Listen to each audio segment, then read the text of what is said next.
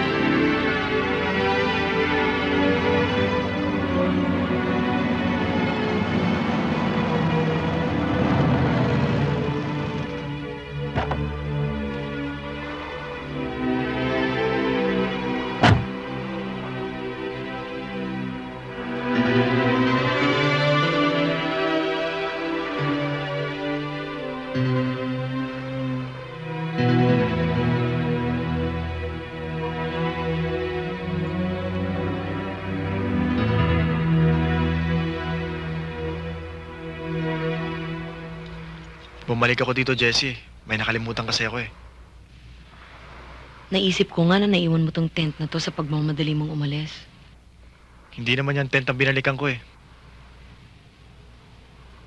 Wala na dito si Malu. Pumunta na siya ng Maynila. Paalis na rin nga ako eh. Tinitingnan ko lang itong paligid sa huling sandali. Alam mo, lumungkot din tong lugar na to nung mawala kayo. Bumalik ako dito, Jessie. Sa pagbabakasakaling baka maabutan pa kita dito.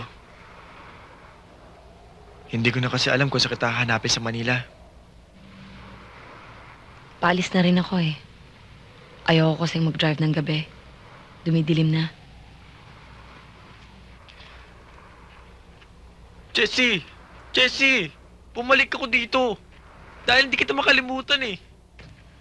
Iniwan ko na nga yan tent eh. Para hindi kita maalaala. Pero bakit ganun? Lahat ng babae mga salubong sa kaya Maynila, parang ikaw. Maski saan ako tumingin, sa harap, sa likod, sa kaliwa, sa kanan, ikaw ang nakikita ko eh. Maski anong isipin ko, ikaw na iisip ko. Para kang alkitran na nakadikit sa utak ko. Para kang video na replay sa ulo ko.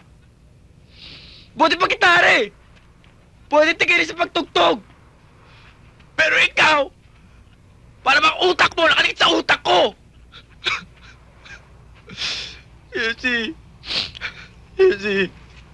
tulungan mo ko. Tulungan mo ko makalimutan kita.